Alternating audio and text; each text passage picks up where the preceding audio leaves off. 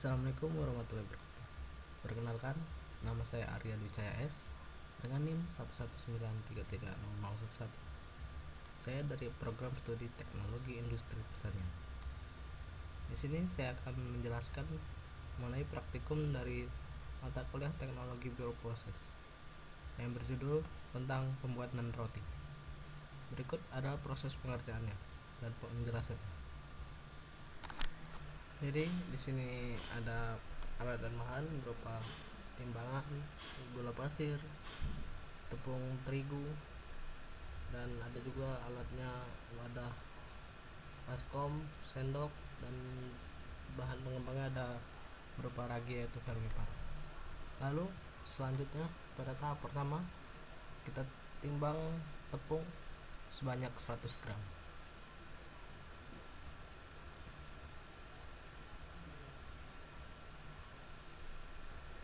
Pada saat penimbangan tepung harus dilakukan secara akurat agar tidak mengalami kegagalan pada saat praktikum dan mendapatkan hasil yang memuaskan.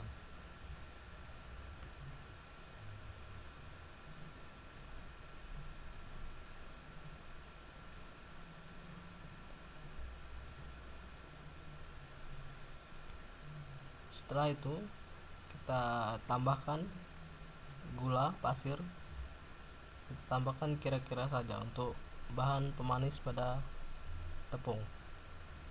Selanjutnya kita campurkan, ratakan gula pasir dengan tepung yang sudah kita timbang tadi. Lalu kita siapkan masing-masing konsentrasi ragi yang sudah ditentukan di modul ini. Lalu kita timbang. Setelah itu kita campurkan ragi dengan tepung yang sudah dicampur gula tadi pula. Kita campur ratakan.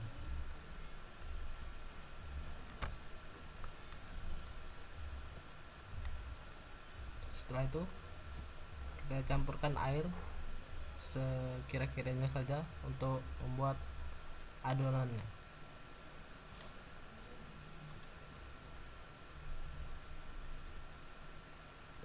Di sini saya menggunakan air yang sudah dimasak. Lalu kita aduk-aduk dengan menggunakan tangan.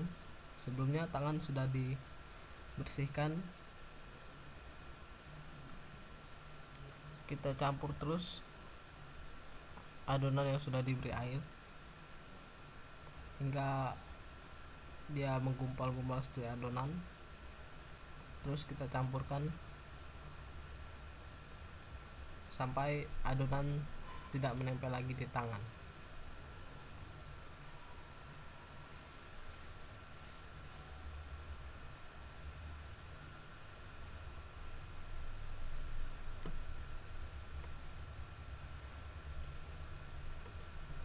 Setelah itu kita timbang adonan yang sudah selesai, kira-kira 65 gram. Ditimbang adonan masing-masing setiap konsentrasi sama, yaitu 65 gram, agar pada pengukurannya nanti sama di setiap masing-masing konsentrasi. Lalu dibentuk dengan ukuran yang sama pada konsentrasi yang sudah ditentukan. Lalu kita oven adonan masing-masing konsentrasi dengan menggunakan oven. Pada penggunaan apinya kita menggunakan api bawah dengan kepanasan yang sedang. Lalu setelah itu dihasilkan roti tawar pada masing-masing konsentrasi yang dapat kita lihat pada video kali ini.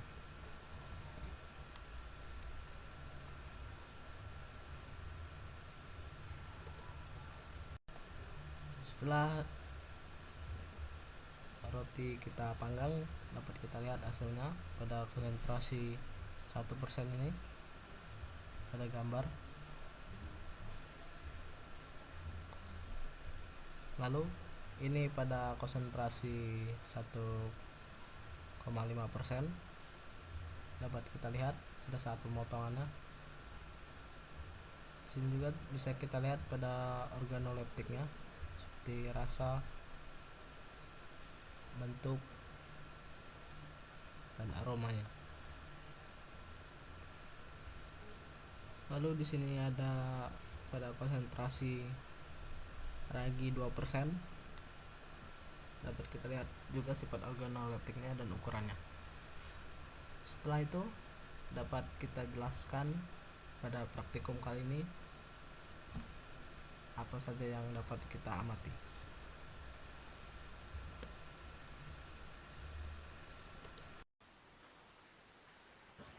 Oke, di sini saya akan jelaskan hasil dari praktikum.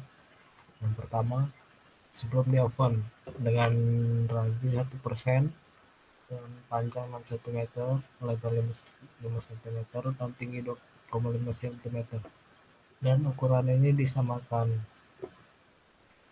Untuk volume pertama, pada semua konsentrasi ragi sama, yaitu 75 cm per 3, dan sudah di oven. Roti dengan ragi 1%, panjangnya 8 cm, lebar 6,5 cm, tinggi 3,5 cm. Dan sampel roti dengan ragi 1,5% terdapat panjang 8 cm, lebar 7 cm, tinggi 3,5 cm.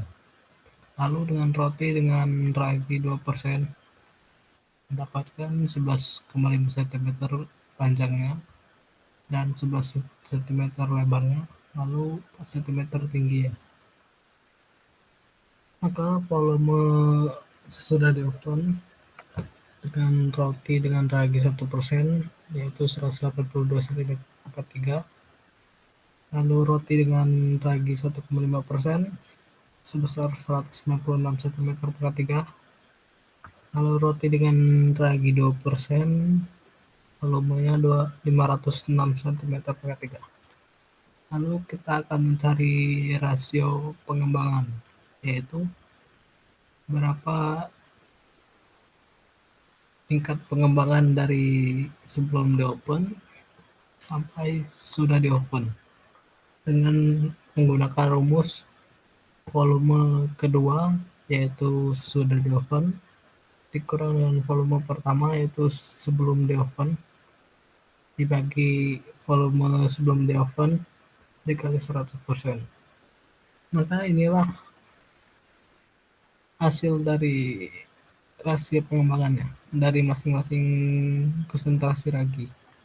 Pada ragi 1%, rasio pengembangannya 1,42%. Roti dengan 1,5%, rasio pengembangannya 1,61%.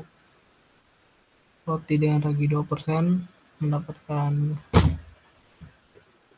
rasio pengembangan 74%. Maka di sini saya akan membahas sebelumnya. Ini ada data organoleptik pada konsentrasi ragi ini.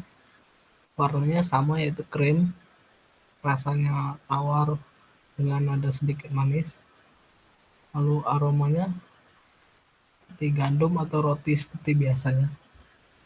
Sedangkan pada tekstur berbeda. Pada 1% dia padat dengan rongga yang ada dalam rotinya itu tidak terlalu besar, dan pada roti dengan ragi 1,5% agak empuk dia dan ada sedikit rongga di rotinya. Sedangkan pada roti dengan ragi 2% dia sangat empuk dengan rongga yang besar pada roti di dalam rotinya. Seperti pada gambar berikut ini dapat kita lihat, atau bisa kalian lihat pada pembuatan roti yang sudah dijelaskan. Lalu di sini saya akan menjelaskan roti itu merupakan makanan fermentasi berbahan dasar tepung terigu yang sering dikonsumsi masyarakat.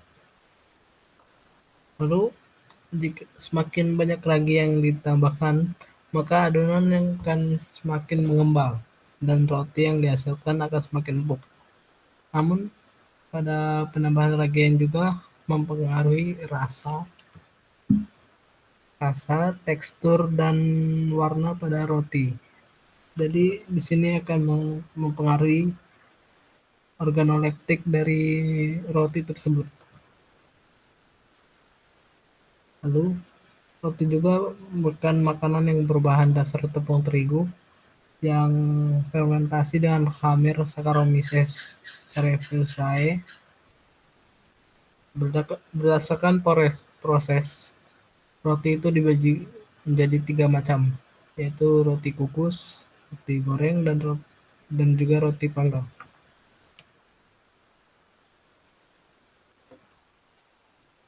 Dan juga roti mempunyai struktur yang berongga dan berstruktur empuk dan elastis. Berdasarkan jenis adonannya, roti itu juga terbagi menjadi 3 jenis, yaitu roti manis, roti tawar, dan juga soft rolls. Lalu ada beberapa faktor yang mempengaruhi dari roti itu menjadi empuk, seperti disebabkan oleh pada telur tergantung pada listin yang dapat melunakkan jaringan gluten sehingga roti menjadi empuk. Lalu warna yang dihasilkan itu disebabkan terjadi aksi Maillard atau karamelisasi gula saat pemanggangan berlangsung. Reaksi Maillard itu adalah suatu reaksi yang akan terjadi antara gus amin pada asam amino dengan gula reduksi pada susu yang tinggi, sehingga menimbulkan warna yang berbeda-beda, misalnya seperti warna coklat ataupun warna krim. Pada program kali ini terjadi perombakan pati menjadi gula pada adonan yang dilakukan oleh ragi, sehingga dapat disimpulkan bahwa semakin banyak ragi yang digunakan, maka semakin banyak pati yang terkonversi menjadi gula, sehingga reaksi Maillard maupun karamelisasi gula juga semakin cepat terjadinya dan intensitas warna yang dikeluarkan oleh roti semakin tinggi.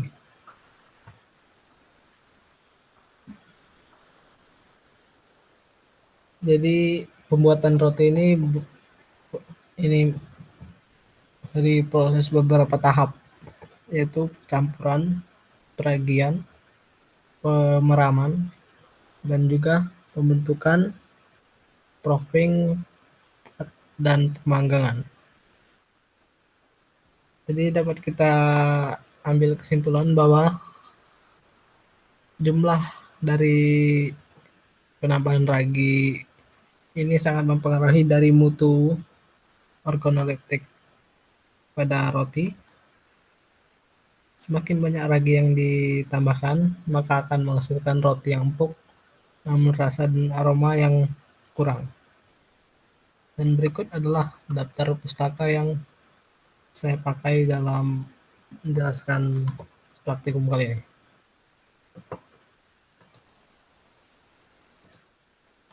Mungkin sekian dari saya. Assalamualaikum warahmatullahi wabarakatuh.